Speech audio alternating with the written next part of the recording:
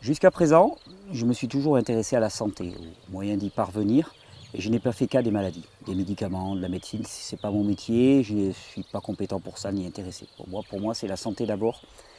Et puis il y a un an, je suis devenu papa. C'est la plus belle expérience de toute ma vie, et j'ai été comme tous les pères confronté à un moment ou à un autre à la question de la vaccination. Et franchement, j'entends tout et son contraire.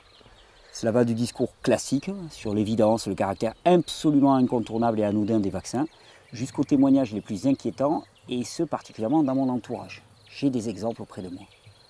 Alors, je me rends compte au final que je n'ai pas les éléments pour faire un choix sur la vaccination. Un choix, le fameux choix éclairé. Et pour mon fils, je veux le meilleur, la pleine santé. Je ne veux pas faire de choix au hasard, et surtout pas jouer à la roulette russe. On parle de consentement libre et éclairé. Alors, puisque personne ne semblait pouvoir m'éclairer sans prendre parti, je me suis lancé dans une enquête. J'ai fait ma propre enquête, avec toute l'énergie que me donne l'amour pour mon fils.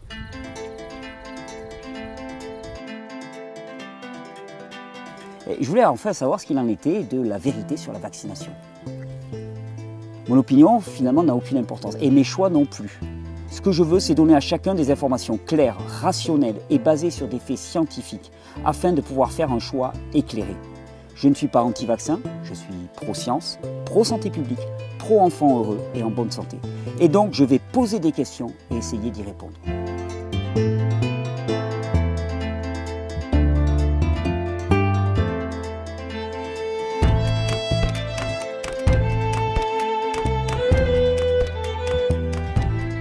Nous voulons tous que nos enfants soient en bonne santé, n'est-ce pas? J'ai appelé mon grand ami Alex, afin qu'il vienne filmer mon témoignage de mon enquête et qu'il puisse rendre compte du chemin que j'avais emprunté pour dénouer le vrai du faux. Ce film, c'est le témoignage de cette enquête. C'est mon chemin vers la vérité sur la vaccination.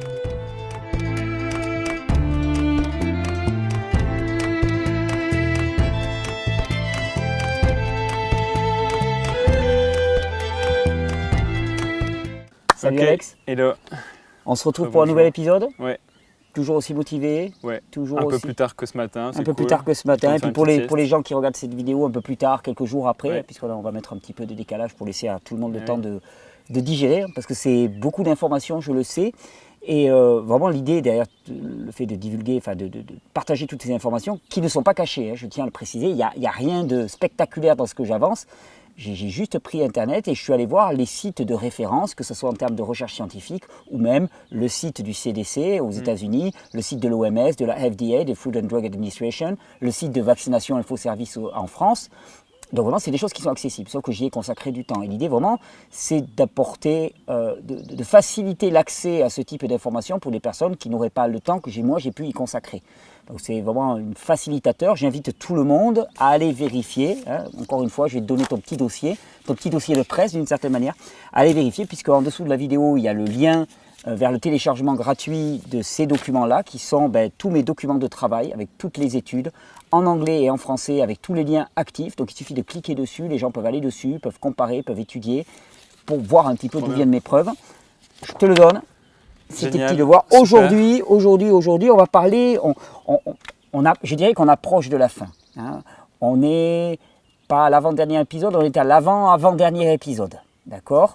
Je voulais encore passer en revue deux vaccins emblématiques, que sont le vaccin pour le papillomavirus et le vaccin pour l'hépatite B. On va parler aussi de syndrome du mort subite du nourrisson et des fameux vaccins hexavalents qui sont un peu la petite surprise de début 2018, tu vois, avec la nouvelle loi qui sort. Cette loi, elle légitime l'utilisation des vaccins hexavalents. Et on verra d'ailleurs dans l'autre épisode, j'ai fait toute une section dans mon enquête où je me suis posé la question, comment est-ce qu'on en est arrivé là? Comment est-ce qu'on est arrivé à des choix vaccinaux en France qui, par certains côtés, vont un peu à l'opposé de tous les autres choix vaccinaux des pays en Europe. On a une particularité. La plupart des pays en Europe vont contre l'obligation vaccinale et nous, en France, on a renforcé l'obligation vaccinale. Mais là, par contre, au niveau de l'Europe, je crois qu'il y a un truc qui est passé comme quoi toute l'Europe était obligée de vacciner. Non, absolument pas. Il y a quelques semaines, non? Tous les pays, il n'y a que quelques pays du sud de l'Europe où l'obligation vaccinale est encore en place, c'est-à-dire l'Espagne, l'Italie et la France. Tous les pays du nord de l'Europe, il n'y a plus aucune obligation vaccinale. C'est-à-dire c'est recommandé, il y a de la motivation, mais ce n'est pas recommandé. Mais ça sera l'objet de la prochaine vidéo. Là, on va s'occuper de HPV, le papillomavirus, d'abord. D'accord. D'accord? On est parti? Ouais, c'est parti. Alors, le papillomavirus. 200 virus dans cette famille. Donc déjà, quand on dit le papillomavirus, il faudrait dire les papillomavirus. Il y a plus de 200 virus. Le papillomavirus, c'est assimilé à ce qu'on appelle une verrue génitale. Donc, considéré comme ça, c'est pas très très grave. Ouais. Par contre, il est dit que certains génotypes de papillomavirus, c'est-à-dire que certaines souches parmi ces 200, seraient responsables, qui se transmettent par contact cutané, quand on se touche, eh bien, elles infectent la peau, et d'autres seraient sexuellement transmissibles, et serait responsable de 99% des cancers du col de l'utérus. Ça, j'ai pris ces informations chez Wikipédia. Et c'est ce que répètent en boucle les grands médias. Et alors là, on va avoir affaire, tu vas voir, c'est très intéressant, exactement comme le tour de passe-passe qui visait à dire vaccination égale élévation des anticorps égale immunisation, donc vaccination égale immunisation. Là, on va avoir exactement la même chose. On va avoir papillomavirus égale cancer, donc éradication du papillomavirus égale éradication du cancer. Par contre, je vais te prouver que papillomavirus égale cancer, ça n'a jamais été prouvé. C'est complètement... que certaines souches de papillomavirus soient responsables de 99% des cancers du col de l'utérus, c'est du vent, il n'y a aucune preuve scientifique de ça. C'est une allégation. Et donc, on en a décidé, puisque certaines souches étaient responsables du cancer du col de l'utérus, alors moi je comprends le législateur, on te dit des souches de papillomavirus sont responsables du cancer du col de l'utérus, donc 99%, c'est un cancer qui est très handicapant, qui demande à enlever les trompes. Donc pour des jeunes filles particulièrement qui sont en âge de procréer, ça veut dire qu'elles n'auront plus d'enfants. Donc on va vacciner de manière à éviter ce problème. On est d'accord. Donc politique de vaccination des petites filles, alors dès l'âge de 9 ans. Là, moi, je tique un petit peu, tu vois, si on considère que 9 ans, c'est l'âge des premières relations sexuelles, j'ai un peu de mal quand même. Là, je dis, la société, là, elle est en train de partir un peu en vrille. Mais bon, je trouve que c'est un peu tôt, à titre personnel. Tu vois, si c'est une maladie sexuellement transmissible, tu dirais 13, 15 ans. C'est pas que ça, non? C'est aussi... En tout cas, les souches qui sont responsables des cancers du col de l'utérus sont des souches qui sont sexuellement transmissibles. D'accord. Uniquement. Ok, d'accord. Alors, encore une fois, corrélation ne veut pas dire causalité. C'est pas parce qu'on a des cancers du col de l'utérus et qu'on a des papillomavirus que le papillomavirus cause le cancer du col de l'utérus. Et par exemple, je te cite quelques études, je t'en ai mis plein pour toi, je t'en cite quelques-unes moi que j'ai relevées. En s'appuyant sur les études existantes, on est forcé de conclure que, alors que les données expérimentales suggèrent un potentiel oncogénique, donc un potentiel cancérigène pour le HPV, le papillomavirus, les preuves épidémiologiques qu'il implique comme cause de néoplasie, donc de cancer du col de l'utérus, restent extrêmement limitées. Donc on est loin des 99%. L'affirmation selon laquelle le vaccin HPV aboutirait à réduire d'environ 70% le cancer du col de l'utérus a été prononcée malgré le fait que les données relatives aux essais cliniques n'ont pas démontré à ce jour que les vaccins ont réellement empêché un seul cas de cancer du col de l'utérus. Je te la refais. L'affirmation selon laquelle le vaccin HPV aboutirait à réduire environ 70% le col du cancer de l'utérus, le cancer du col de l'utérus a été prononcé malgré que les données relatives aux essais cliniques n'ont pas démontré à ce jour que les vaccins ont réellement empêché un seul cas du cancer du col de l'utérus. C'est-à-dire qu'on n'a pas une seule preuve scientifique qu'un vaccin contre le papillomavirus a empêché un seul cas de cancer du col de l'utérus. D'accord ? Il est dit que sur ces 200 souches, il est dit que 15 souches à peu près de HPV sont responsables du cancer du col de l'utérus. D'accord ? Donc, qu'est-ce qu'on a dit ? On va développer un vaccin qui cible ces 15 souches de manière à prémunir les gens contre le cancer du col de l'utérus. Et donc, on a créé deux vaccins, un qui s'appelle le Cervarix et l'autre qui s'appelle le Gardasil. Alors, pour te donner quand même quelques informations, on en parlera dans la prochaine vidéo du business des vaccins. Pour donner quelques informations, une injection de Gardasil coûte 150 €. Une injection. Voilà. Wow. Il faut 3 injections pour une fille, donc ça représente quand même un potentiel de 450 € par tête de pipe. Donc là, on n'est plus dans des... Tu vois, c'est plus anodin. On verra un peu plus tard aussi que la marge brute sur les vaccins est de plus de 60%. C'est-à-dire que le bénéfice net sur un vaccin est de plus de 60%. Tu fais 60% de 450 €, tu en arrives à des 300 € à peu près, 320 ou 330 € de tête là rapidement. Donc voilà, il y a une marge quand même qui est importante quand on fait un programme complet. Donc Cervarix, c'est un vaccin bivalent qui contient les souches HPV 16 et 18, alors que Gardasil, c'est un quadrivalent qui contient 6, 11, 16 et 18. Les types 6 et 11 seraient responsables de 90% des cancers du col de l'utérus. Ok, donc là, si je comprends bien, tu me parles de 3-4 souches Ouais, il y a la 6, la 11, la 16 et la 18. de papillomavirus. Ouais. En tout, il y a une famille de 200. 200. Ouais. Et ça mène pas à, comme tu disais, du coup, à une musculation des autres et à une explosion. Il y a une explosion de... C'est la question que je me suis posée. Voilà, je me suis dit, si j'ai bien compris où est le biais dans la théorie vaccinale et si j'ai bien compris pourquoi on a des problèmes avec les vaccins, ben, je vais chercher pour voir si, en vaccinant contre 4 souches, c'est-à-dire en mettant une pression sur ces 4 souches, est-ce qu'on voit une explosion des autres souches? Alors, j'ai pas trouvé tellement de littérature, mais j'en ai trouvé quand même suffisamment pour dire qu'il y a effectivement certainement ça. Alors, je vais te donner les éléments que j'ai, je t'en ai cité un peu plus. Une étude qui dit que toute prévalence de type HPV, donc c'est la présence de papillomavirus et les infections de papillomavirus, était similaire durant l'ère pré-vaccinale et durant l'ère post-vaccinale. C'est-à-dire que finalement, entre la période où on n'a pas de vaccin et la période où on a des vaccins, ben globalement, on n'a pas d'évolution des souches de HPV, de la quantité de souches d'HPV dans la population. Ça veut dire que si on a éradiqué d'un côté certaines souches parce que les vaccins ont fait leur job, ça veut dire que de l'autre côté, il y a eu une montée des autres, obligatoirement. Il n'y a que comme ça que ça peut se passer. Autrement dit, on a vu une forte augmentation de virulence des souches différentes de HPV. Ou alors que le vaccin ne fait rien. Ou alors que le vaccin ne fait rien. Ou alors que le vaccin ne fait rien. Les deux sont possibles. Ça rejoint du coup la courbe que tu m'avais montrée, mais je ne sais plus pour quel vaccin, où en gros... oui, l'infection avait déjà eu lieu. Voilà. Ouais. C'est possible. Bon, c'est possible aussi. Okay. Mais alors, en outre, le pourcentage de type de HPV, donc de papillomavirus, à haut risque hors vaccin, était plus élevé que prévu. Donc, ils se sont rendus compte que les types de souches à haut risque qui ne sont pas pris en compte par les vaccins est plus élevé que prévu. Étant donné que 8 types de HPV qui étaient précédemment classifiés comme étant à faible risque ou probablement à haut risque sont en fait des HPV à haut risque. En fait, ce qu'ils veulent dire par là, c'est qu'ils ont 200 souches, d'accord ? Sur ces 200, ils ont dit qu'il y en a 15 qui sont responsables du cancer du col de l'utérus. Je te rappelle que ça n'a jamais été démontré scientifiquement. Au mieux, on a une corrélation, mais la causalité n'a jamais été démontrée. À ce moment-là, sur ces 15 souches, il a dit on va prendre les 4 qui sont les plus communes, d'accord ? Et en fait, là, ils te disent, mais en fait, il y en avait des tas qu'on avait classés à faible risque pour le cancer du col de l'utérus et qui sont quand même à haut risque. Donc, en fait, on nage un petit peu. On nage, on ne sait pas trop. Il faudrait vacciner contre les 200 peut-être pour que ça ait un résultat. Et même, on te dit, de toute façon, avant les vaccins et après les vaccins, on n'a pas eu d'évolution. Donc, voilà. Et là encore, je te rappelle le document. Ça rejoint du coup ce qu'on parlait par rapport à la grippe. Exactement. Et puis surtout, on te dit, voilà, on n'a pas la moindre preuve scientifique que le moindre vaccin a empêché le moindre cancer du col de l'utérus. Carrément. Donc, si on vaccine des gamines de 9 ans avec un vaccin quand même qui contient de l'aluminium, tous les adjuvants, ainsi de suite, donc avec des risques de toxicité qu'on connaît et qu'on a avérés, voilà, balance bénéfice-risque, on peut en parler. On peut aussi s'interroger, et ça m'a vraiment attiré l'attention, sur les conditions de test des vaccins. Donc de qui le finance ?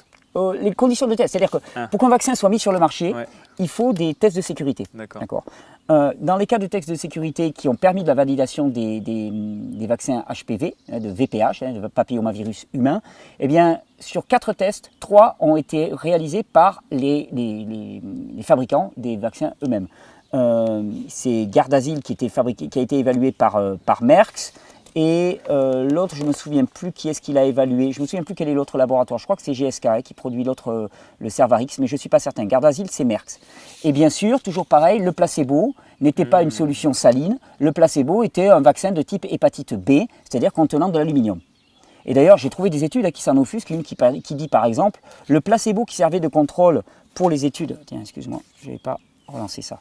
Le placebo qui servait de contrôle pour les études d'innocuité de la phase 3 du Gardasil était l'adjuvant d'aluminium présent dans la solution du vaccin, le sulfate hydroxyphosphate d'aluminium amorphe.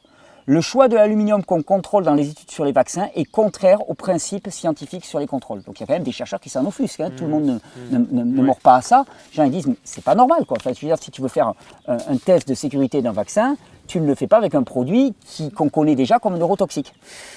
Et alors, je me suis amusé, tu connais mon caractère un peu fureteur, je me suis amusé à aller sur le site du laboratoire Merck spécifique au vaccin du Gardasil. C'est le tableau là du coup ? Non, alors le tableau c'était les tests cliniques que je t'ai mis, qui est dans le document de synthèse, où on voit que 3 sur les 4 tests cliniques ont été réalisés par les fabricants eux-mêmes. Donc tu te dis au niveau indépendance, les mecs ils vont avoir du mal à investir des millions d'euros pour créer un vaccin et ensuite te dire ah ben non en fait il est pourri, il est dangereux. Techniquement, ça ne peut pas marcher. Donc, je suis allé sur le site spécifique au Gardasil qu'a réalisé le fabricant Merck. D'accord? Et donc, je suis allé regarder un peu les effets secondaires qui étaient mis sur les boîtes des vaccins. Parce que souvent, on ne regarde pas. Sur le site de Merck, il est marqué spécifiquement « Des évanouissements peuvent survenir après avoir reçu le Gardasil 9 ». Ok, des évanouissements. Tiens, c'est intéressant. Puis le mettre au rang des effets secondaires, ça veut dire que ce n'est pas épisodique. Enfin, il y en a eu pas mal. Ouais. Pour qu'ils soient obligés de le mettre au niveau des effets secondaires, c'est qu'il y en a eu pas mal. S'il y a évanouissement, c'est donc qu'on a une atteinte du système nerveux central. Il n'y a pas d'évanouissement s'il n'y a pas d'atteinte du système nerveux central. Ok. Et qu'est-ce que je lis juste en dessous? Certaines personnes qui s'évanouissent peuvent trembler ou devenir raides. Ça ressemble à une crise d'épilepsie, ça. Tout juste, ça ressemble à une crise d'épilepsie. Alors là, j'ai dit, attends, on va explorer la littérature scientifique pour voir s'il y a des témoignages de ça. Parce qu'on me dit, voilà, les gens qui prennent ce vaccin peuvent s'évanouir, et c'est marqué dans les effets indésirables. Tu vois, et atteinte du système nerveux central, épilepsie. D'accord. Je suis allé regarder un petit peu s'il y avait des traces d'atteinte du système nerveux central avec le Gardasil ou les vaccins pour le HPV, pour le papillomavirus. Le vaccin quadrivalent, donc toujours pareil, là tu as tous les liens. Le vaccin quadrivalent qui protège contre le virus du papillomavirus est inclus dans le programme de vaccination infantile danois en 2009. Alors, durant les années passées, divers symptômes correspondant principalement à un dysfonctionnement du système nerveux sympathique ont été décrits comme étant des effets secondaires suspectés de ce vaccin. Toutes les patientes avaient des symptômes qui correspondaient à un dysfonctionnement du système nerveux autonome, y compris divers degrés d'intolérance orthostatique, des maux de tête graves hors migraine, une fatigue excessive, un dysfonctionnement cognitif. Dysfonctionnement cognitif, ça veut dire des troubles psy avérés, une gêne gastro-intestinale et une douleur généralisée de type neuropathique. C'est ce qu'on appelle de la fibromyalgie, c'est ces douleurs, douleurs nerveuses un petit peu partout. Donc, on a quand même des éléments, ce qui nous laisse penser qu'il y a quand même quelque chose qui se passe avec le système nerveux central. Une autre étude, effet indésirable suspecté après la vaccination contre le papillomavirus humain, relation temporelle entre l'administration du vaccin et l'apparition des symptômes au Japon. Il est suggéré que la vaccination contre le papillomavirus humain est liée à une haute prévalence des symptômes déjà cités, y compris le syndrome de douleur régionale chronique, ça c'est type fibromyalgie, et des dysfonctionnements végétatifs et cognitifs chez les patients vaccinés. Une haute prévalence, c'est-à-dire une haute prévalence et un haut risque de ça. Ce n'est pas épisodique. Au Japon, et d'ailleurs au Japon, ils ont supprimé la vaccination contre le HPV. Eh oui, parce qu'il y avait trop d'effets, il y avait eu un véritable scandale. Ils ne vaccinent plus avec ça. Alors c'est marrant, tu te dis donc au Japon c'est dangereux et en France ça l'est pas. Ça flatte vachement, tu vois, notre esprit on dit ouais les Japonais c'est... On est plus forts nous aussi. Mais ouais, c'est clair. Franchement, moi je suis plus fort. T'es plus fort que les Japonais. J'en suis sûr. Non, mais je me doute bien, ouais. On est plus fort, on est peut-être plus borné, ou plus corrompu, ou plus je sais pas quoi, enfin bon, j'en sais rien, mais...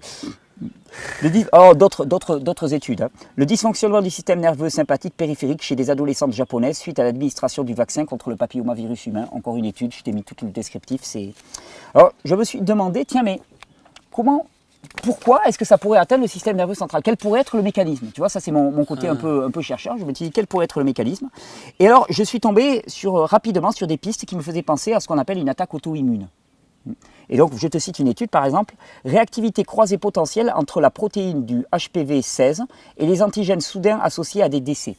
Qu'est-ce que ça veut dire? Qu'est-ce que c'est que la maladie auto-immune? La maladie auto-immune, c'est le système immunitaire de l'humain qui commence à attaquer ses propres tissus. Et l'une des théories les plus en vogue actuellement pour expliquer ça, c'est ce qu'on appelle le mimétisme moléculaire. Le mimétisme moléculaire, qu'est-ce que ça veut dire? Ça veut dire qu'il y a des fragments de protéines qui viennent de l'extérieur, qui rentrent, sans être décomposés, et que le corps les reconnaît comme des éléments étrangers. À ce moment-là, il fabrique des anticorps pour shooter ces fragments de protéines. Or, il se trouve que ces fragments de protéines ont la même séquence de protéines que des tissus humains. À ce moment-là, le système immunitaire commence à shooter ses propres trucs. Et là, ce qu'ils disent, c'est qu'il y a dans le vaccin pour le HPV des séquences protéiques qui ressemblent à des séquences protéiques que l'on va trouver à l'intérieur du corps humain. Et du coup, ce processus auto-immune se passe lorsque la frontière entre le moi et le soi n'est plus là, en fait. Alors voilà. Et du coup, c'est un peu ce qui se passe quand on injecte directement des choses de l'extérieur dans l'intérieur, quoi. Ah, le petit gars, on voit que t'es pas japonais. J'ai eu le bac plus 8, moi. Si on voit que t'es pas japonais. Non, mais non, bon, blague à part. Ouais. Ah non, très bon, effectivement. Moi, généralement, quand on me parle de maladie auto-immune, de quoi je parle? Je parle de perméabilité intestinale, c'est-à-dire de perméabilité de ce qui est la différence entre le moi et le non-moi. Et comment on peut l'expliquer de manière plus claire pour qu'on comprenne? Parce que généralement, pour moi, pour qu'il y ait attaque auto-immune, il faut que le système immunitaire du corps, qui est essentiellement mucosal, laisse passer à l'intérieur de l'organisme des fragments protéiques non décomposés, ce qu'il ne devrait pas faire. Donc chaque fois que quelqu'un me dit j'ai une maladie auto-immune, je lui dis ok, ça veut dire que le système de sélection ne fonctionne pas. Sauf que, effectivement, si tu injectes directement, le système de sélection, lui, ne fonctionne pas. Parce que le système mucosal, lui, il est bypassé, comme on dit. Hein, c'est-à-dire il est court-circuité, c'est le terme français. Il est court-circuité. Tu as parfaitement compris le truc. Donc on injecte des protéines non décomposées. Je te l'avais cité en début de la première vidéo dans laquelle je te parlais des allergies alimentaires aussi, en te disant on injecte des protéines complètes non digérées et le corps va développer des mécanismes allergiques. Le mécanisme auto-immune, ce n'est qu'une des facettes des autres mécanismes de type allergique. Hein, c'est-à-dire des protéines complètes, non digérées, qui rentrent dans le système et que le système ne sait pas traiter. Et donc, pour étayer ça, je t'ai mis pas mal de petites études. Je t'en cite une là pour le plaisir. Enfin, le plaisir. Ça n'a rien de rigolo, mais nous avons documenté ici la preuve de la possibilité que le vaccin HPV, donc ils ont documenté ici la preuve, que le vaccin HPV déclenche un problème auto-immune aboutissant à un handicap permanent. Le nombre croissant de rapports similaires sur l'auto-immunité liée au vaccin HPV et l'incertitude liée aux bénéfices cliniques à long terme de la vaccination HPV, comme je te disais, on n'a pas la preuve que ça a prévenu le moindre cancer du col de l'utérus, sont un sujet de santé publique qui nécessite de nouvelles recherches rigoureuses. Je ne vais pas de le donner en mille, je n'ai pas trouvé ces recherches rigoureuses. Donc ils ne se mouillent pas, ouais. Non, mais eux, ils disent... Non, mais ça c'est un travail... C'est normal chez les chercheurs. Les gars, un chercheur te dira c'est très difficile d'établir des rapports de causalité. Eux, tout ce qu'ils peuvent dire, il y a une corrélation très forte et franchement, on devrait faire gaffe. Voilà ce qu'ils peuvent dire aux autorités publiques. Et je les comprends, c'est honnête, c'est une démarche scientifique honnête que de faire comme ça. Hein. Et c'est un peu comme de dire, voilà, il y a eu un meurtre dans cette maison, j'ai vu un gars sortir juste après le meurtre. Il y a de fortes chances, mais bon. Moi, si j'étais vous, quand même, j'irais investiguer un peu plus loin, parce que c'est pas anodin. Tu vois, vous ne pouvez pas me dire, ah non, mais on n'a pas la preuve que c'est lui. Bien sûr qu'on n'a pas la preuve que c'est lui, mais on n'a pas la preuve non plus que ce n'est pas lui. Il y a une corrélation. Pas de causalité. Tu vois, et en science, c'est un écueil majeur, ça, le rapport de causalité et de corrélation. Et on l'a retrouvé à plusieurs niveaux à ce niveau-là. Alors, je me suis dit, mais alors, cette attaque auto-immune, elle va cibler plutôt quelle partie du corps? Et en fait, il semblerait que ça cible particulièrement la partie des ovaires. Et qu'on assiste actuellement à une épidémie d'insuffisance ovarienne précoce. Un nombre croissant de cas d'insuffisance ovarienne précoce après administration du HPV 4, donc c'est le Gardasil, le HPV qui a 4 souches, sont signalés. Les mécanismes possibles de l'effet suspecté du HPV sur la fonction reproductive féminine sont un effet toxique ou une réponse auto-immune, ou les deux. Le déclencheur pourrait être le contenu immunogène du vaccin ou les adjuvants. Donc, soit c'est l'aluminium, soit c'est le contenu immunogène, c'est-à-dire des protéines qui sont contenues à l'intérieur du vaccin, qui amènent à une réaction auto-immune qui fait que le corps attaque ses propres ovaires. Et à ce moment-là, eh bien, on a une insuffisance ovarienne précoce. Insuffisance ovarienne précoce, ça veut dire pour des jeunes filles, non seulement qu'elles ne pourront plus jamais avoir d'enfants, mais surtout, ça veut dire que très jeunes, elles développent des troubles hormonaux terribles. Voilà, c'est un handicap à vie, hein, c'est pas anodin.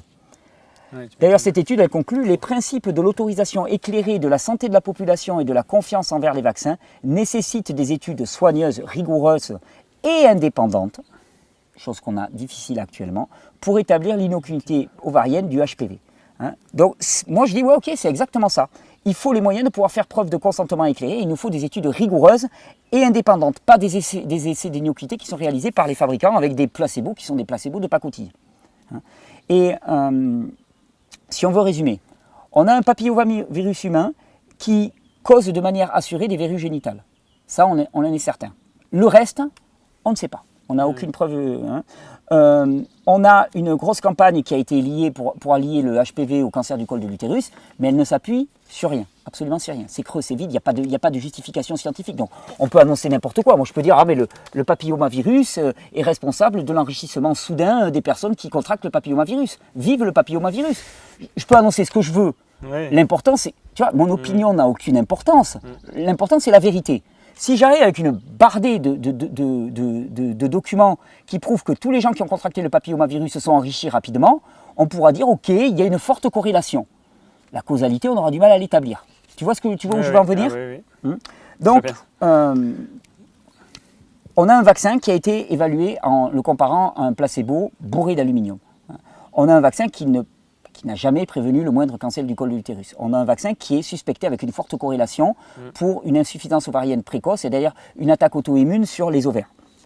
Il a été noté par le fabricant des effets indésirables qui sont des types crise d'épilepsie, donc avec atteinte du niveau du système nerveux central. Donc déjà, ça fait gros hein, pour un seul et même vaccin. Mais c'est pas tout. Non. C'est pas tout, c'est surtout que, je vais te citer une phrase, alors pareil, il ne s'agit pas de cibler des personnes. Hein, et j'espère que les personnes que je peux citer là-dedans, si elles ont dit des énormités, auront la chance de pouvoir revenir sur leurs énormités et leurs erreurs. Tu vois ce que je veux dire? N'importe qui peut faire des erreurs et n'importe qui peut revenir sur ses erreurs. Hein. Je ne suis pas quelqu'un qui condamne les gens à vie. Mais par contre, notre ministre, Agnès Buzyn, qui est quand même responsable des choix vaccinaux, donc j'espère que ça peut l'interpeller, a dit « La question qui se pose donc à notre pays est une large campagne de vaccination contre le virus HPV, comme pour les filles comme pour les garçons. Cela permettrait d'une part de faire diminuer la prévalence du virus dans la population et d'autre part de prévenir chez les jeunes garçons homosexuels le cancer du canal anal ainsi que les cancers ORL. » On est d'accord, jamais le moindre lien n'a été prouvé. En plus, vacciner à 9 ans des garçons et des jeunes filles hein, contre des maladies sexuellement transmissibles, perso, moi ça me choque. Hein. On te dit, ouais, il faut s'adapter à... Enfin, je veux dire, il y a quelque chose qui ne va pas là-dedans. Il y a quelque chose qui ne va pas du tout. Et ensuite, qu'est-ce qu'il faut savoir? C'est que pour ces vaccinations, hein, ça veut dire frottis vaginal et toucher rectal. Chez des jeunes de 9 ans. Ouais, c'est un peu bizarre. Ah non, mais c'est... Enfin... Attends, c'est sérieux, on va s'arrêter là. Perso, moi, j'appelle pas ça bizarre, j'appelle ça pervers. Oui. Non, je veux dire, qu'est-ce que ça fait sur un gamin de cet âge, enfin, une telle intrusion dans sa sphère intime? Sans qu'on lui demande au final... Et même si c'est pour l'aspect médical. Oui. Je ne suis pas en train d'accuser les personnes qui vont le faire, hein, c'est pas du tout ce que je veux dire. Ce que je dis qui est pervers, c'est pervers pour l'individu. Oui, bien sûr. Comment ça va être vécu par un enfant? Enfin, ça craint quand même. Mais du coup, avant de venir te voir pour cette série de vidéos, je me suis renseigné, j'avais lu un article du Figaro sur les résultats de la vaccination en Australie. Ouais. Et qu'est-ce que tu dis, qu'est-ce que tu peux dire du coup par rapport à ça? Tu me fais plaisir là, tu me fais plaisir mon gars, tu me fais plaisir, là tu me tends une perche magnifique. Je l'ai vu cet article aussi. L'Australie sur le point d'éradiquer le cancer du col de l'utérus. Alors je vais te proposer un petit exercice qu'on appelle la lecture critique. Quelque chose qui manque cruellement à notre époque. La pensée critique, on a vraiment du mal avec ça. Alors déjà, ce n'est pas le cancer du col de l'utérus qui est en voie d'être éradiqué. Ce qu'a fait le Figaro, c'est un biais scientifique, un biais cognitif. Ils ont associé diminution du VPH hein, avec disparition du cancer du col de l'utérus. Donc l'Australie n'est pas sur le point d'éradiquer le cancer du col de l'utérus. L'Australie est sur le point d'éradiquer certaines souches du papillomavirus qu'on a associées frauduleusement au cancer du col de l'utérus. Tu comprends où je veux en venir? C'est-à-dire que dans le titre, là, le journaliste qui n'y connaît rien, hein, ou alors qui est un menteur patenté, hein, et ça c'est pas de la diffamation, c'est les faits, hein, l'Australie est sur le point... Qu'est-ce qui s'est passé en Australie? On a vacciné massivement contre certaines souches du papillomavirus, et ces souches-là sont en disparition. Hein. On n'a jamais prouvé que ces souches étaient à l'origine du cancer du col de l'utérus, hein, donc personne ne pourra prouver qu'en Australie, on est sur le point d'éradiquer le cancer du col de l'utérus. Mais, hein, quid des autres sources de VPH? Eh bien, je te montre qu'elles ont augmenté. Hein, je t'ai mis des études pour te prouver qu'elles avaient augmenté. Donc, ce qui est passé en Australie, c'est on a vacciné contre 4 souches de VPH, de papillomavirus, toutes les autres ont augmenté. On n'a aucun moyen de dire si ça va diminuer les cancers du col de l'utérus, parce qu'il faudrait au moins des études à 20 ans, chose que personne n'a fait et qu'on n'a jamais prouvé le moindre lien. Et la seule chose, le seul point positif sur lequel l'article ose s'engager, je l'avais noté, en quelques années, une baisse très significative, donc là on a pu la mesurer, de la prévalence des verrues génitales. On prévient les verrues génitales. Et sérieusement, avec une poire à lavement et un petit peu de bicarbonate de soude, tu règles la question des verrues génitales en moins de 2. Donc tu vois, je veux dire, au niveau performance scientifique et technique, les mecs, ils ont développé un truc bourré d'aluminium et bourré de Triton X100 et de Gladiator W12, 14, 16, enfin, ou de noms pas possibles, juste pour éradiquer les verrues vaginales, quoi, génitales. Génitales, ouais. Ouais, génitales, c'est au niveau du vagin, enfin, tu vois, techniquement. Ouais. Je connais de l'anatomie féminine, quoi, tu vois, donc voilà. Mais du coup, ce qui m'avait surpris, on va dire, plus que tout dans cet article, c'était qu'il y avait... Enfin, j'ai pas le souvenir d'avoir vu des chiffres très, très scientifiques ou autres, tu vois, des... Ah non, ils ont rien. Ah mais non, mais puis ils ont rien, mais parce qu'il n'y a rien. C'est impossible de prouver qu'il y a une réduction des cancers du col de l'utérus, parce que déjà, pour le prouver, il faudrait qu'ils fassent au moins des études sur 20 ans. Or, ce n'est pas le cas. Ils ont un recul de 2-3 ans. Donc, ils peuvent conclure par rapport au verrus génital. Ils disent « Ah, on a moins de verrus génital ». Bon, bravo les gars. Mais du coup, ce qui est un fait, c'est que le nombre de cancers a diminué. Non. Ah. Non, ce qui est un fait, c'est que les 4 souches pour lesquelles on vaccine sont en forte diminution. C'est tout. Tout le reste, c'est de l'extrapolation. Et c'est là où je te dis où c'est pervers. C'est qu'on lie cancer du col de l'utérus à ces 4 souches. Donc on te dit, bon, ben, si ces 4 souches ont diminué, c'est que les cancers vont automatiquement diminuer. Ah oui, donc c'est très simplifié au final. D'accord. On fait un lien de causalité qui n'existe pas. À partir du moment, tu vois, dans ta tête, on va te dire, ok, cancer du col de l'utérus égale HPV, papillomavirus humain, c'est 4 souches. Et on te le répète, on te le répète, on te le répète. Mais au bout d'un moment, tu oublies que ça, on ne te l'a pas démontré. Donc à un moment, on va te dire, ah ben il y a ces 4 souches qui sont en diminution. On va te dire, ah ben d'accord, donc le cancer est en diminution. On n'a pas pris le temps de le mesurer. Non, mais écoutez, mesdames et messieurs, c'est obligatoire. Puisque ces souches le causent. Si on diminue ces souches, ça va le causer. Non. Non. C'est pas vrai. C'est scientifiquement pas vrai. Et par contre, du coup, il n'y a pas de chiffres par rapport au cancer sans causalité par rapport à ce virus-là? Qu'est-ce que tu veux dire par là? S'il n'y a pas des études qui sont faites par rapport au cancer du col de l'utérus sans être en rapport sans être mise en comparaison par rapport aux 2 souches du VPH. Le cancer du col de l'utérus est en explosion dans les pays modernes industrialisés. Voilà. C'est clair et il n'y a aucun endiguement. Tu as vu la dernière fois tu as vu précédemment que avant les vaccins et après les vaccins, on en arrive au même résultat. On était à 55% à peu près d'infection et ainsi de suite. Donc, oui, de toute façon, ça bouge pas. Ça bouge pas. Ça n'a aucune influence. Aucune influence. Ok. Et on va passer à l'hépatite B, si tu veux bien. On change de sujet, quoique je t'ai montré que finalement le Gardasil, qui était le vaccin contre le papillomavirus humain, il avait été évalué, sa toxicité avait été évaluée en le comparant à l'hépatite B. Donc tu te dis, si on arrive à montrer ou si on découvre que l'hépatite B est lui-même toxique, tu te dis, ça veut dire que le truc, il a été comparé par rapport à quelque chose qui est déjà extrêmement toxique. Ça craint. Alors on va aller voir. J'ai quelques suspicions par rapport à l'hépatite B parce qu'il contient lui du mercure et de l'aluminium, les deux. Donc et puis j'ai de mémoire le souvenir qu'il y a eu une grosse polémique en France par rapport à la sclérose en plaques et au vaccin contre l'hépatite B dans les années 2010. Qui s'est terminé par un non-lieu, mais il y a beaucoup de gens qui ont dit que c'était un non-lieu politiquement correct, et qu'en vérité, voilà, ça cachait beaucoup de choses. Alors, quand on parle de l'hépatite, bon, déjà, il y a 2 types d'hépatite. Il y a ce qu'on appelle l'hépatite A et l'hépatite B. L'hépatite A, elle est complètement anodine, la vaccination ne sert à rien, c'est une petite hépatite, on oublie. L'hépatite B, c'est une hépatite, donc c'est une hépatite virale, dont la transmission se fait soit par voie sexuelle, soit par injection.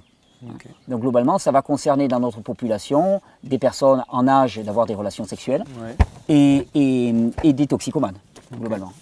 Pour un bébé, si la mère n'est pas elle-même porteuse du virus de l'hépatite B, il n'y a aucun sens à le vacciner. Surtout qu'on a vu qu'il y avait un déclin vaccinal qui était assez rapide pour l'hépatite B, et donc à 14-15 ans, l'immunité elle est beaucoup plus faible. Âge auquel l'enfant va commencer à peut-être avoir des relations sexuelles, voire malheureusement pour lui peut-être commencer de la toxicomanie.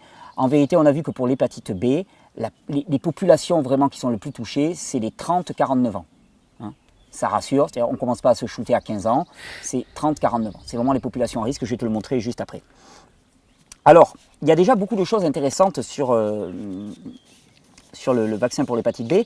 On retrouve comme avec la grippe des statistiques sur les personnes touchées qui sont assez folkloriques, si je peux me permettre le terme. Donc sur le site du gouvernement, sur le site infovaccination.gouv, on trouve en France, on estime que près de 280 000 personnes sont porteuses d'une hépatite B chronique. 280 000, ça fait pas mal.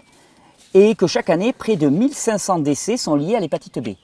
Wow, 1500, ça fait costaud. Moi, ça m'a paru beaucoup. Parce que le gouvernement français, quand il donne ça, il ne donne aucune étude. Donc, je veux dire, pourquoi pas 3 millions ou 10 millions de morts, tu vois, globalement.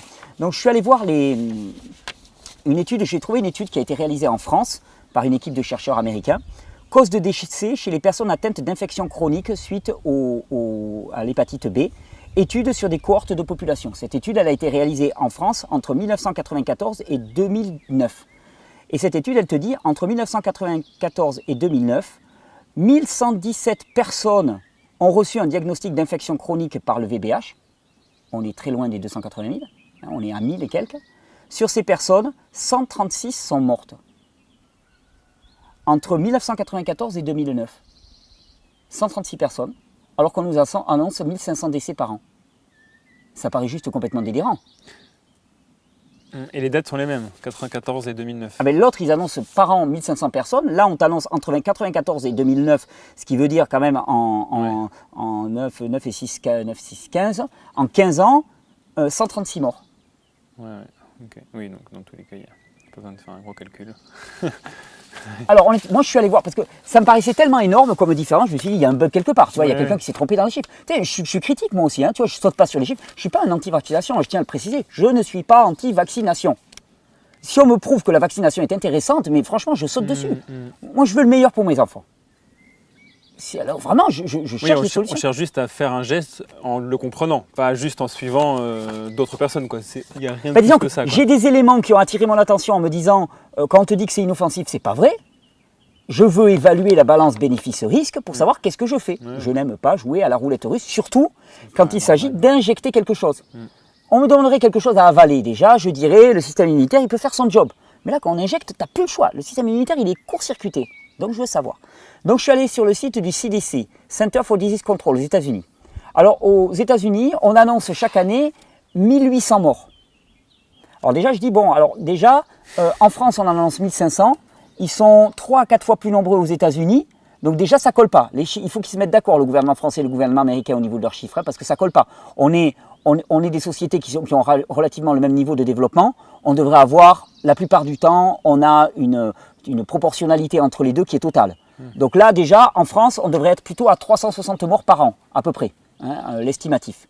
Donc difficile de s'y retrouver avec tout ça. Et je n'ai pas eu de conclusion. Donc je te le livre comme ça, je ne sais pas. J'ai ces études qui me parlent de 136 morts sur 15 ans. J'ai le CDC qui m'annonce 1800 sur les États-Unis. J'ai la France qui m'annonce 1500 par an. Ça ne paraît pas crédible du tout. Pourtant, c'est le site du gouvernement. Ça ne paraît pas crédible du tout. Et puis alors, je suis allé sur le site de l'INED, hein, le fameux site là qui recense les causes de mortalité en France et des maladies mortelles.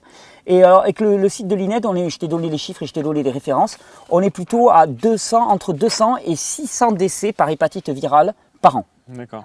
On est très loin des 1500. D'accord. Donc, flou artistique total. Mais surtout,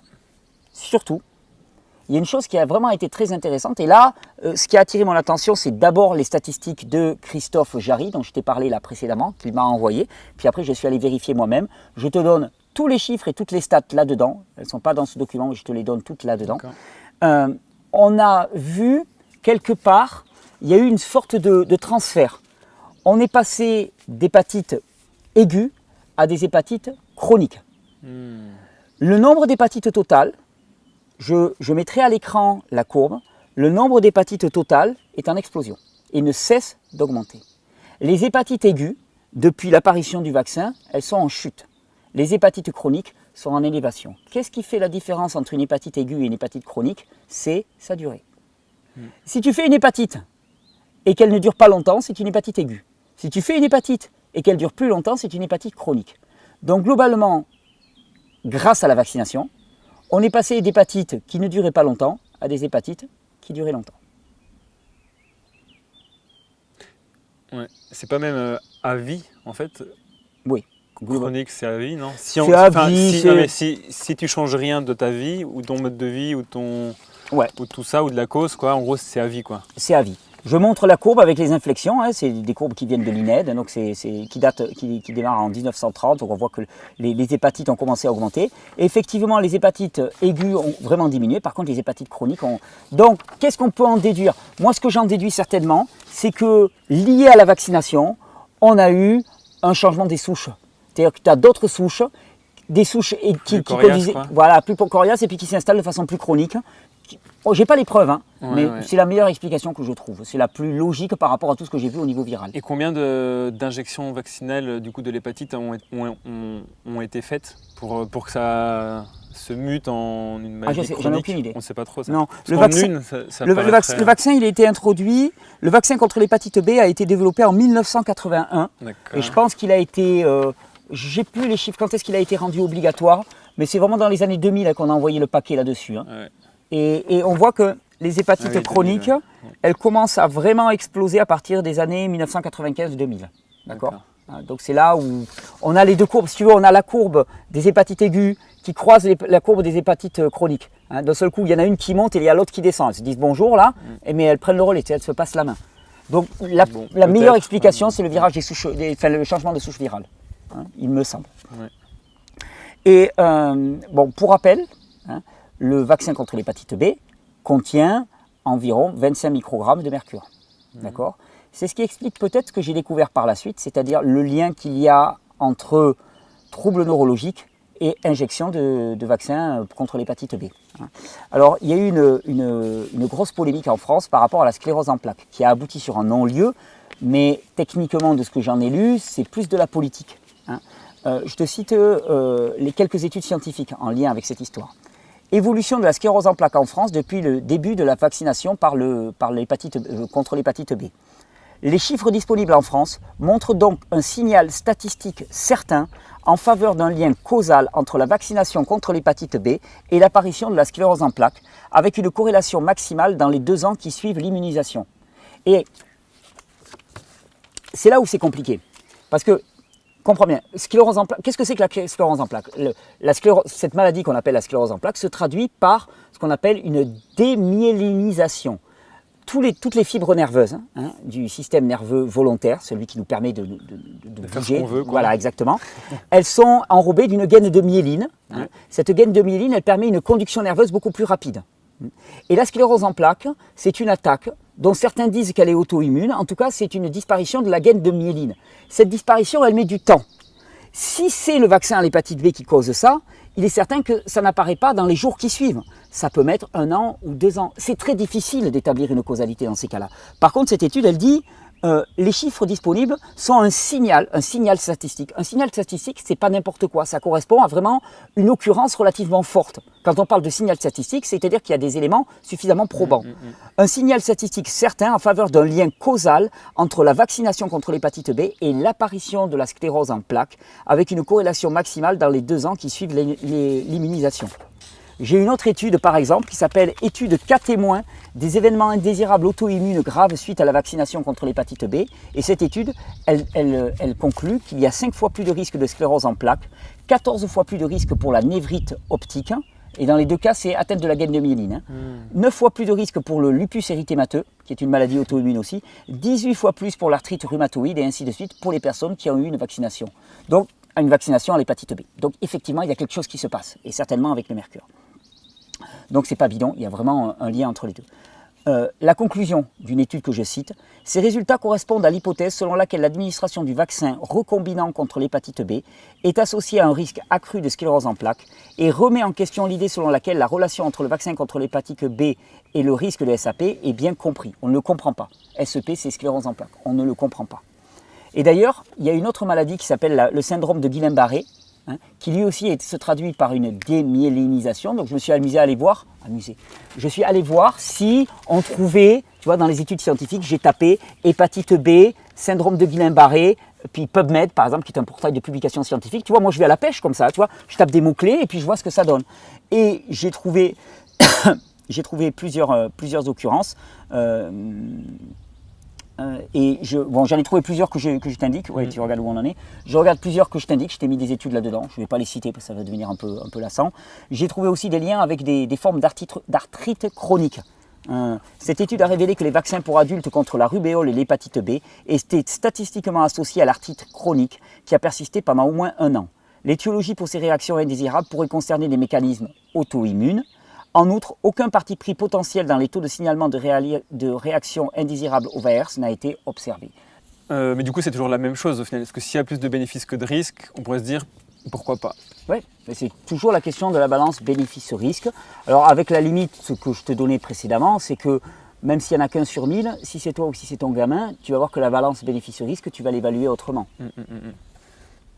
Après, entre 1 sur 100 et 150 et 55 sur 100, c'est vrai que... Oui, mais après, je t'ai montré que de toute façon, l'apparition du vaccin avait amené, ou en tout cas été corrélée à une flambée des hépatites chroniques. C'est vrai, c'est vrai. Donc globalement, et le mercure est un neurotoxique avéré. Donc on a une attaque auto-immune Moi, je ne pense pas que l'attaque auto-immune elle soit liée au mercure. Je pense qu'elles sont liées à certaines protéines qu'on va trouver dans le vaccin, hein, qui est un vaccin qui contient certaines formes de protéines qui sont connues pour favoriser les attaques auto-immunes. Le mercure ne va être qu'un catalyseur qui va décupler la réaction. Et alors, tu vois, moi, au travers de tous ces éléments, je me suis dit, ok, bon, là, on a passé en revue pas mal de vaccins. Chacun, on a vu quand même qu'il y avait des effets indésirables, parfois lourds. D'ailleurs, on n'a pas vu si on les additionne. Et voilà, qu'est-ce qui se passe si on les additionne? Et je te rappelle quand même qu'au 1er janvier 2018, qu'est-ce qu'on nous dit? On nous dit, on les prend tous et on te fait des gros shoots à 2 mois. Une salade, quoi. On te fait une salade avec tout ça. Qu'est-ce qui se passe si on fait une salade? Hein? Donc, c'est ce qu'on appelle les vaccins hexavalents. Je te rappelle pour mémoire un rapport parlementaire italien que je t'avais déjà cité, hein, qui étudiait des causes de mortalité suspectes sur plus de 18 000 cas. Et qui a identifié un risque significatif de développer des cancers et des maladies auto-immunes après l'administration de vaccins combinés et multidoses, tels que recommandés dans le calendrier de prévention militaire. Rappelons que les vaccins qui sont recommandés dans le calendrier de vaccination militaire, c'est les mêmes que ceux qui sont donnés aux enfants. C'est les mêmes, il n'y a pas 2 types de vaccins, c'est les mêmes. Et quelles sont les conclusions de la commission? La commission n'a pas pu trouver une seule étude démontrant la sûreté des vaccins combinés. C'est-à-dire qu'on n'a aucune étude de sécurité. Je ne dirais même pas qu'ils tiennent la route parce qu'ils n'en ont trouvé aucune. C'est, à la limite, on aurait pu se dire on va en trouver une faite par le fabricant lui-même, tu vois, juste pour la forme, tu vois, pour sauver la face. Mais ils n'ont même pas pris ce soin-là, les mecs. Ils n'ont même pas pris ce soin. Il n'y a rien. Moi non plus, j'ai trouvé rien. Je trouvais rien du tout. La commission a estimé que la quantité cumulée des différents composants des vaccins dépasse les quantités autorisées pour les autorisations de mise sur le marché des vaccins monovalents. La somme des adjuvants, conservateurs et contaminants biologiques n'a pas été testée. On ne sait pas où on va. En sachant toujours pareil que la dose fait le poison, ce n'est plus valable, qu'il y a des effets cumulatifs et des effets d'interaction pas possibles qu'on ne maîtrise absolument pas. Gilles-Éric Serralini l'a montré au niveau des pesticides comme le Roundup. Donc on est dans un domaine dans lequel on ne sait absolument pas où on va. Et on le rend obligatoire. C'est chaud quand même. C'est une prise de risque qui est maximale. C'est une prise de risque qui est maximale. Hein. Alors, moi, je m'inquiète un petit peu pour ces vaccins monovalents. Je te rappelle aussi, toujours pareil, cette phrase, je voudrais qu'elle soit quand même un leitmotiv, cette étude qui concluait, ces résultats démontrent une relation qui semble illogique. Les nations qui exigent davantage de doses vaccinales ont tendance à avoir des taux de mortalité infantile supérieurs. Tu vois, tu te mettrais cette phrase-là. Moi, je rêve que cette phrase-là, elle soit affichée sur le bureau du ministère de la Santé. Tu vois, à l'entrée du ministère de la Santé. Les mecs, quand ils passent tous les matins, ils voient ça pour se dire « Attends, mais avant d'autoriser un vaccin, mais on va prendre des précautions pas possibles. » Ça ne veut pas dire qu'il faut les interdire ou quoi. Il faut juste qu'il faut vraiment prendre des précautions. Il y a des suspicions, il y a des faits qui sont marquants. Les nations qui vaccinent le plus sont celles qui ont le plus haut taux de mortalité infantile. Est-ce qu'il n'y a pas un lien de causalité là-dedans? Plus qu'un lien de corrélation, simplement. Alors, je me suis intéressé à cette mortalité infantile. C'est ce qu'on appelle le syndrome de mort subite du nourrisson. Pour moi, en tant que papa, je t'avoue que j'ai certainement dû, comme tous les parents, psychoter là-dessus. Moi, je sais que les premiers temps, mon bébé, mais 10 fois par nuit, je me réveillais pour aller écouter s'il respirait. D'accord, donc pour expliquer bien, parce que moi, du coup, je n'ai pas encore eu affaire à cette peur-là, c'est donc le nourrisson qui, d'un coup, meurt. Le syndrome de mort subite, il s'arrête. D'accord, ça s'arrête et on ne sait pas pourquoi. Le syndrome de mort subite du nourrisson, bon, il y a des conditions, il y a la position de sommeil et ainsi de suite qui peut, mais voilà, c'est quelque chose sur lequel on est relativement impuissant. Et c'est vrai qu'en tant que parent, quand tu as un enfant qui naît, plus moi j'ai eu la chance incroyable, la sage-femme qui devait être présente lors de l'accouchement, puisqu'on a accouché à la maison, n'était pas là. C'est moi qui ai fait l'accouchement. On n'était que 2 avec ma femme et c'est moi qui ai fait l'accouchement. Ce n'était pas prévu, mais c'était comme ça. Donc petit, c'est moi qui l'ai reçu. Tu te sens tellement incapable. Tu vois, quand tu vois ça, tu te dis, mais en fait, c'est pas par mes propres compétences. La vie, c'est un truc, c'est juste. Tu sens qu'il y a une frontière. C'est pas quelque chose que tu peux réaliser par toi-même. Donc, tu te sens tellement désemparé face à ça. Hein, et tu te dis, il y a tellement de variables, de paramètres en jeu. Donc, oui, tu sens la fragilité de la vie, la puissance, mais aussi la fragilité de la vie. Donc, oui, moi, quand mon bébé était jeune, quand mon petit était jeune, j'allais régulièrement écouter sa respiration pour être sûr qu'il dormait bien et qu'il n'était pas mort. Hein. Et. Les nations qui exigent davantage de doses vaccinales ont tendance à avoir des taux de mortalité infantile supérieurs. Alors je suis allé regarder un petit peu quelques études à ce sujet-là. Décès soudain et inattendu après l'administration de vaccins hexavalents, diphtérie, tétanos, coqueluche, poliomyélite, hépatite B, Haemophilus influenza de type B. Y a-t-il un signal? Dans cette étude, on a une augmentation de 23 fois le risque de mort inexpliquée durant la vaccination administrée durant la seconde. On a une augmentation de 23 fois le risque de mort subite du nourrisson durant la seconde année de vie de l'enfant avec un vaccin hexavalent. Alors, je précise bien, pour être tout à fait honnête, ça reste peu de cas encore. Dans l'étude, ça reste peu de cas. Sauf qu'on a quand même une augmentation de 23 fois. 23 fois, pas grand-chose, ça reste pas énormément, mais on a quand même un signal qui est fort, en sachant qu'on balbutie avec ces trucs-là.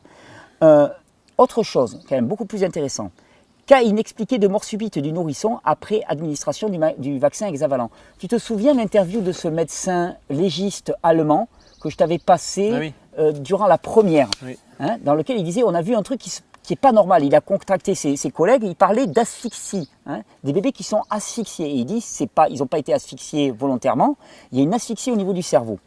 6 cas de mort subite du nourrisson après l'administration du vaccin hexavalent. 5 enfants avaient reçu le vaccin Hexavac. Un enfant le vaccin Infranrix Hexa durant les 48 heures qui ont précédé la mort. Peu après la vaccination, 3 des enfants ont manifesté des symptômes comme la fatigue, le manque d'appétit, une fièvre atteignant 39 degrés et l'insomnie.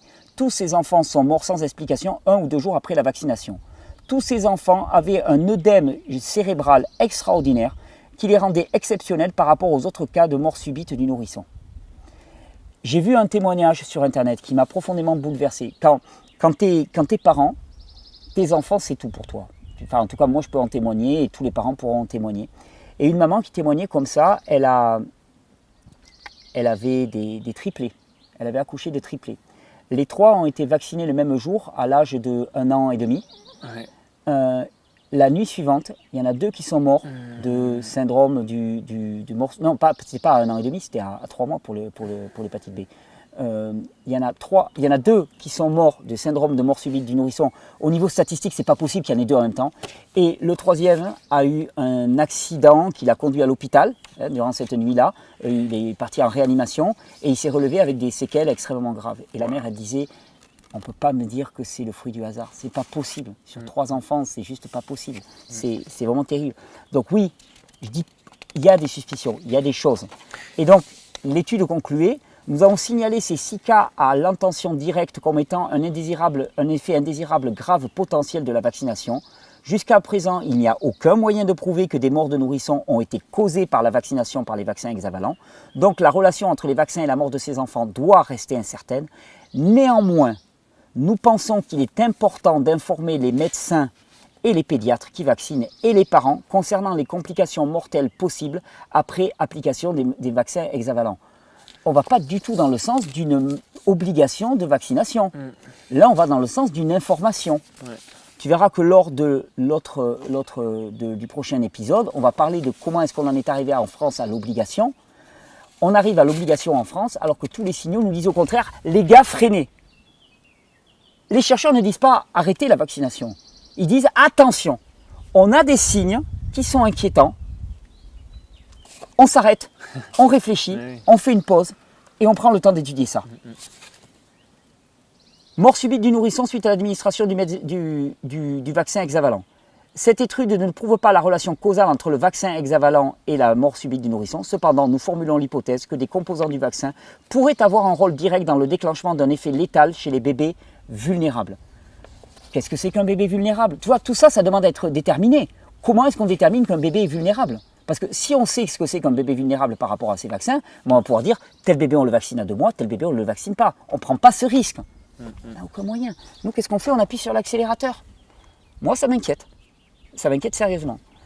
Le mien n'est pas né après le 1er janvier 2018. Donc on n'est pas touché. Il est né en 2017. Donc on n'est pas touché par cette obligation vaccinale. Je suis sur le coup de l'ancienne loi. Mais j'espère encore être papa. Je n'ai pas jeté l'éponge, j'ai 44 ans, j'ai encore de l'espoir. Qu'est-ce qui va se passer pour les nouveaux qui vont naître? Mais d'ailleurs, moi j'ai une question, parce qu'on parle d'obligation, mais la Constitution, elle permet autre chose, non? Enfin, elle dit en gros qu'aucun médecin ni médecine ne peut en tout cas obliger quoi que ce soit dans la Constitution, non? Non, pas un truc comme ça? Il y a une exemption pour les vaccins. Ah, d'accord. Il y a une exemption pour les vaccins. Pour les vaccins, tu n'as pas le choix. Au niveau de la loi française, alors c'est très intéressant quand même, parce que la loi française ne prévoit pas de peine actuellement pour les personnes qui choisiraient de ne pas vacciner. Par contre, la peine que tu encours, c'est l'exclusion. Ton enfant n'a pas le droit à aller... Non, pas de ton pays. L'enfant n'a pas le droit d'aller à la crèche, l'enfant n'a pas le droit d'aller à l'école. Ce qui d'ailleurs est très choquant. C'est-à-dire qu'on punit les enfants au lieu de punir les parents, parce que c'est les parents qui font un choix, c'est pas l'enfant. Et on prive l'enfant d'instruction. Alors les parents peuvent donner l'instruction, mais pour les familles, c'est quand même un choix radical. C'est que d'un seul coup, tu déscolarises tes enfants, tu t'occupes de l'instruction toi-même et tout. Enfin, autant te dire qu'il faut revoir toute ta vie. Et c'est une façon de faire une pression qui est quand même... On est loin. Enfin, je veux dire, s'il n'y a pas de danger, il suffit de l'expliquer tranquillement, et puis voilà, il n'y a pas besoin de mesures de rétorsion. Enfin, tu vois ce que je veux dire? Si tout est clair, tout n'est pas clair. Tout n'est pas clair. On va s'arrêter là pour cet épisode. Ouais, je te laisse sur beaucoup de questions. Ça marche. On va attaquer l'avant-dernier épisode tout à l'heure, pour nous, dans quelques jours pour les gens. On va vraiment faire le bilan là-dessus et on va voir comment on est arrivé à cette politique vaccinale en France. On va devoir être obligé malheureusement de parler de conflits d'intérêts aussi. Non pas dans un but polémique ou conspirationniste, je vais me baser sur des éléments clés, mais pour qu'on sache quand même ce que ça représente et quels sont les enjeux. Ok, On se retrouve? ça marche. À toi. Merci Alex. Merci à toi.